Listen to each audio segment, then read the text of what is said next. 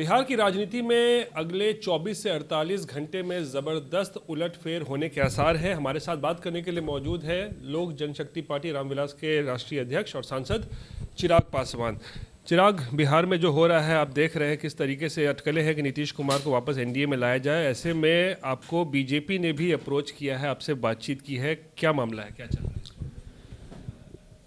देखिए, भाजपा के साथ हम लोग का गठबंधन है और मौजूदा परिस्थितियों में जो भी बदलाव की अपेक्षा की जा रही है उन तमाम परिस्थितियों को मद्देनज़र रखते हुए भाजपा का शीर्ष नेतृत्व लगातार हमारे संपर्क में रहा। कुछ दिनों पूर्व भी मेरी गृह मंत्री जी से बातचीत हुई थी, उस वक्त भी संभावित परिस्थितियों पर हम लोगों ने चर्चा की थी। कल भी मेरी गृह मंत्री जी से मेरी बातचीत हुई है। लोक जनशक्ति पार्टी रामविलास नज़र बना के रखी हुई मौजूदा परिस्थितियों को लेकर। मुझे लगता है एक बार चीज़ें स्पष्ट होती हैं, लोक जनशक्ति पार्टी उसके बाद ही अपना रुख साफ करेगी। जिस तरीके से जेडीयू और आरजेडी के बीच में अब एक दूरियां ज़बरदस्त तरीके से बढ़ी हैं, कल के जो रोहिणी आचार्य के ट्वीट्स के बाद ऐसा लग रहा है कि नीतीश कुमार अब आरजेडी के साथ नहीं बने रहे। देखिए, मुझे नहीं पता कि मुख्यमंत्री वहाँ पे बने रहेंगे, नहीं बने रहेंगे, या क्या नई परिस्थितियाँ शेप अप होती हैं। इससे पहले भी कई ऐसी परिस्थितियाँ हम लोग के सामने आई। मौजूदा हालात पे जैसा मैंने कहा कि हम लोग की नज़र ज़रूर है, पर अंतिम फैसला तभी होगा जब पूरी परिस्थिति स्पष्ट होगी। क्या चिराग पासवान जो नीतीश कुमार का लगातार विरोध करते आए हैं, क्या आप सोचते हैं नीतीश कुमार को एनडीए में लाना एक सही कदम हो सकता है? देखिए, ये फैसला भारतीय जनता पार्टी को लेना है। एनडीए गठबंधन में सबसे बड़ा घटक दल भारतीय जनता पार्टी है, उनको ये फैसला लेना है पार्टी के हित को मद्देनज़र रखते हुए, गठबंधन के हितों को मद्देनज़र रखते हुए। जहाँ तक रही बात लोक जनशक्ति पार्टी रामविलास की, मैं पहले ही कह चुका हूँ, कल रात भी हम लोग की एक लंबी बैठक पार्टी के तमाम नेताओं के साथ हुई। तमाम परिस्थितियों पे, मौजूदा और संभावित तमाम परिस्थितियों पर कल हम लोगों ने चर्चा की। पार्टी के द्वारा मुझे अधिकृत किया गया है गठबंधन से जुड़े हुए तमाम फैसलों पर निर्णय लेने के लिए। ऐसे में मुझे लगता है कि एक बार ये तमाम चीज़ें क्लियर आउट होती हैं, उसके बाद ही पार्टी अपना रुख ले। आप एनडीए के एक महत्वपूर्ण अलायंस पार्टनर हैं। बीजेपी अगर कोई फैसला लेती है अलायंस के हित में तो आप बीजेपी का साथ देंगे जो भी फैसला लिया जाएगा? देखिए, अगर मगर में अगर हम लोग उलझेंगे तो बहुत सारे प्रश्नों के जवाब बिना किसी आधार के देने होंगे। मुझे लगता है it's just a matter of time, कुछ समय में सारी स्थिति स्पष्ट हो ही जाएगी। लोक जनशक्ति पार्टी रामविलास ने, मैंने हमेशा एक क्लियर स्टैंड पार्टी को लेकर, गठबंधन को लेकर, अपनी नीतियों को लेकर, अपने सिद्धांतों को लेकर मैंने हमेशा एक क्लियर स्टैंड हमेशा रखा है।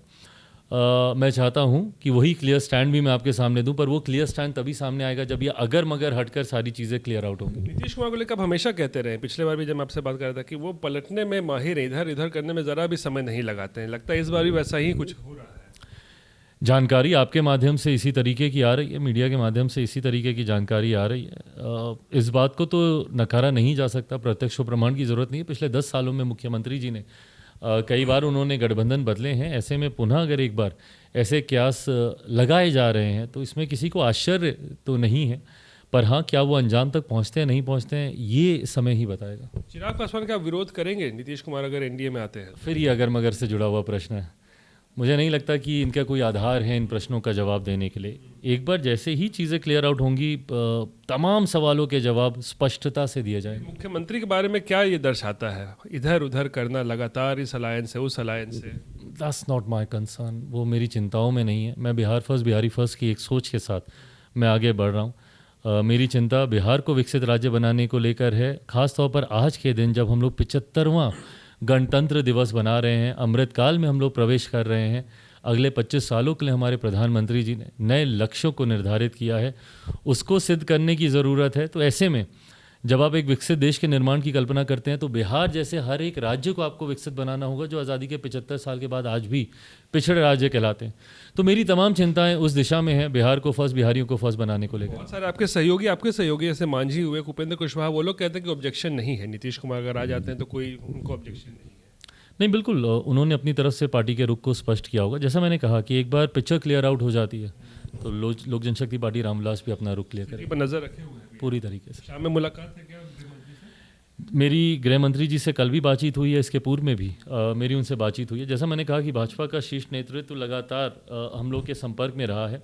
आने वाले दिनों में उम्मीद करता हूँ, वैसे भी 2024 अधिसूचना कभी भी आ जाएगी। फरवरी में हम लोग आ चुके हैं, अप्रैल में मतदान होना है, तो सीट शेयरिंग को लेकर 2024 लोकसभा चुनाव को लेकर कई और विषय हैं जिस पर हम लोग की चर्चा हो रही है। उसको अंजाम तक भी पहुंचाना, उसको लेकर भी बैठकों का दौर। सवाल, आप तो इंडिया में बने रहेंगे ना, आपको तो आप इधर उधर नहीं हो रहे ना, चाहे कोई अगर नया साथी भी अगर आ जाता है तो। ये अगर मगर से जुड़ा हुआ प्रश्न है। इंडिया में है ना आप? मैं पूरी तरीके से मेरे प्रधानमंत्री आदरणीय नरेंद्र मोदी जी की सोच के साथ हूँ। शुक्रिया। चिराग पासवान इस वक्त एनडीए में है और कह रहे हैं कि अगले 24-48 घंटे बहुत महत्वपूर्ण है। पार्टी जो है उनकी नज़र रखे हुए हालात पर कि नीतीश कुमार को लेकर बीजेपी क्या फैसला करती है, और उस पर चिराग पासवान की भी नज़र है। लेकिन फिलहाल उनका कहना है कि वो एनडीए के साथ इस वक्त बने हुए हैं। कैमरा पर्सन नदीम आलम के साथ रोहित सिंह, पटना, आज तक।